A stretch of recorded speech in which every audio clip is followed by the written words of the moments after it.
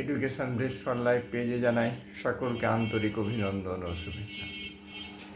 আমরা এই পেজটিতে মূলত শিক্ষা বিষয়ক নিয়ে কথা বলে থাকি। আজকে আপনাদের সাথে একটা শিক্ষার তথ্য নিয়ে অংশগ্রহণ করব। সেটা খুবই একটি গুরুত্বপূর্ণ এবং শিক্ষা বিষয়ে শিক্ষা যে আমাদের কী হালে চলে, কী অবস্থা, তা শুনলেই বোঝা যায়। লেখা আছে 6 জুন 2026 ডেইলি ক্যাম্পাস থেকে প্রকাশিত আছে ভিসি নিয়োগে আয়নাবাজি। হেডলাইনটি ভিসি নিয়োগে আয়নাবাজি। নাম একই, বিশ্ববিদ্যালয়ের ভিন্ন, নিয়োগের মাস না পেরোতেই মন্ত্রণালয় জানালো তাকে ভুল ভিসি বানানো হয়েছে। দুজনের নামে আমির, একজন মোহাম্মদ আমির হোসেন ভূঁইয়া আর একজন মোহাম্মদ আমির হোসেন। প্রথমজন জাহাঙ্গীরনগর বিশ্ববিদ্যালয়, পরের জন বাংলাদেশ কৃষি বিশ্ববিদ্যালয়। গত 14 মে জামালপুর বিজ্ঞান ও প্রযুক্তি বিশ্ববিদ্যালয়ে নতুন ভিসি নিয়োগ পেয়েছিলেন অধ্যাপক ডক্টর মোহাম্মদ আমির হোসেন ভূঁইয়া। সে হিসাবে 16 মে বিশ্ববিদ্যালয়তে যোগদান করেন তিনি। তবে যোগদানের 23 দিন পর জানালেন প্রজ্ঞাপনে উল্লিখিত ব্যক্তিটি তিনি নন, তার নিয়োগটি ভুল।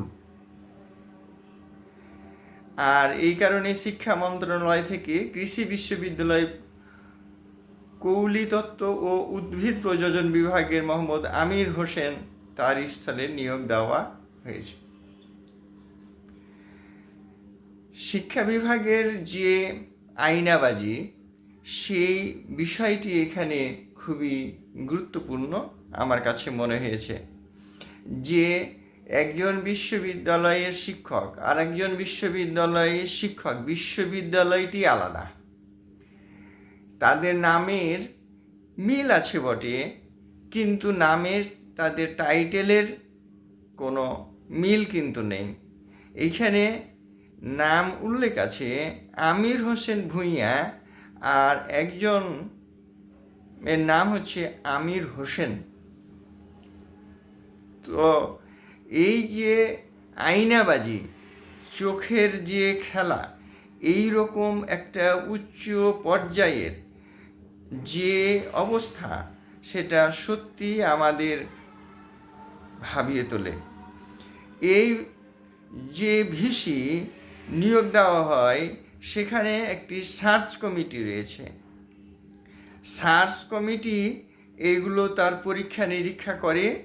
এই পরীক্ষা নিরীক্ষা করার পরে সেখানে ভিসি নিয়োগ দেওয়া হয়। এই যে যারা সার্চ কমিটিতে রয়েছিল, তারা কি কোনো কিছু দেখেনি? তারা এরকম একজন উচ্চ পর্যায়ের লোক তাদের চোখে পড়ল না? এবং এই সার্চ কমিটির যারা রয়েছে, তারা তো এখানে পণ্ডিত মানুষ, তারা ঢাকা ইউনিভার্সিটির ভিসি, রাজশাহী ইউনিভার্সিটির ভিসি, সচিব, এমন মানুষগুলো এখানে রয়েছে। অথচ এই বিষয়গুলো তাদের সকলকে চোখ ফাঁকি দিয়ে তাদের নিয়োগ হয়ে গেল একজন ভুল লোকের। এবং সেই ভুল লোকটি যোগদান করে 23 দিন চাকরি করল। এই 23 দিন তিনি ভিসি ছিলেন এবং তিনি সেইখানে কাজকাম করলেন, তার দায়িত্ব তিনি পালন করলেন, এবং 23 দিন পর তিনি জানালেন যে তার এটি টাইপিং মিস্টেক হয়েছে। এই যে টাইপিং মিস্টেক হয়েছে, এটা কি করে সম্ভব? আপনারা যে সার্চ কমিটি যারা রয়েছে, তাদের প্রধান হচ্ছেন শিক্ষা সচিব।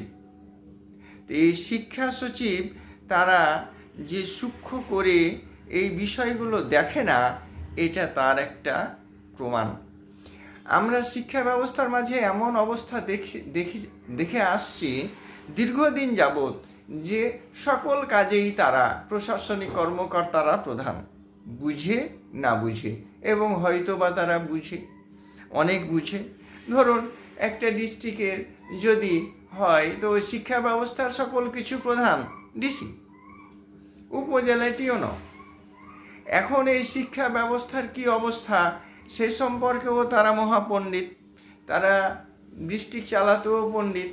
এখন সচিব, একজন শিক্ষা সচিব, এই সচিবগুলো শিক্ষা বিষয়ে কতখানি জ্ঞান রাখে তা আমি জানি না, তার কারণ এই সচিবগুলো বিভিন্ন জায়গায় সচিবের কাজ করে থাকে। হঠাৎ করে তাদের পোস্টিং হয়ে গেল শিক্ষা সচিব। তো এই শিক্ষা সচিব হয়ে যাওয়ার পর তারা কি করে জানে যে এই শিক্ষা বিষয়গুলো কীরকম হয়? তারা কি জানে? তারা কি সেই বিষয়ে তাদের এখানকার দক্ষতা রয়েছে? চেয়ারে বসলেন আর তিনি হয়ে গেলেন সেখানকার প্রধান কর্মকর্তা। এইটি একটি আইনাবাজি বলা যেতে পারে, এমনটি নয়। আমি মনে করি এটি একটি ব্রাহ্মণবাদ। এরা একটা শিক্ষা বা যে কোনো বিষয়ে তারা দেবতা তুল্য হিসাবে কাজ করে, তাদের আশীর্বাদেই সমস্ত কিছু চলতে থাকে। তারা এটি বুঝলেও তারা দেবতা, না বুঝলেও দেবতা। হ্যাঁ, এই যে অবস্থা, 6 জন কমিটিতে রয়েছে। তো 6 জন কমিটিতে রয়েছে, তো এই 6 জন কমিটির মধ্যে হচ্ছে মাধ্যমিক উচ্চ শিক্ষা বিভাগের সচিব একজন, কমিটির অন্য সদস্য ঢাকা বিশ্ববিদ্যালয়ের ভাইস চ্যান্সেলর, রাজশাহী বিশ্ববিদ্যালয়ের ভাইস চ্যান্সেলর এবং ইউজিসির একজন সদস্য, আর একজন ঢাকা ইউনিভার্সিটির প্রফেসর, আর আরেকজন তিনি হলেন অতিরিক্ত সচিব উচ্চশিক্ষা বিভাগের, অতিরিক্ত সচিব বিশ্ববিদ্যালয়ের। এই যে লোকগুলা রয়ে গেল সার্চ কমিটিতে, তারপরেও এরকম করে একটা ভিসির মতন জায়গাতে ভুল করে নিয়োগ হয়ে যায়। আশ্চর্য। এইসব শিক্ষা ব্যবস্থা যদি আমাদের এই রকম ধরনের কার্যক্রম পরিচালনা হতে থাকে, তাহলে আমরা এর কাছ থেকে কি আশা করতে পারি সেটা আমরাকে ভাবিয়ে তুলছে।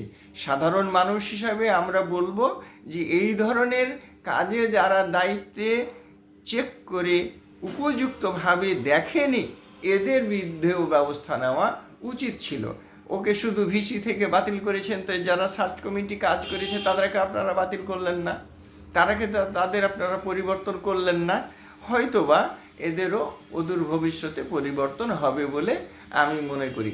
শিক্ষা ব্যবস্থা আমাদের এই রকম করে কতদিন চলবে তা জানি না। হয়তোবা এমনি করেই সংগ্রাম করতে করতে আমরা সত্যিকারের শিক্ষার পথ পাবো বলে আশা করি। এডুকেশন ব্লেস ফর লাইফ পেজে জানাই সকলকে আন্তরিক অভিনন্দন ও শুভেচ্ছা। চলুন আমরা সত্যিকারের শিক্ষার সন্ধান করি, আমরা যেন প্রকৃত শিক্ষার জনগণকে, দেশ ও জাতিকে দিতে পারি, এই আশায় রইলাম।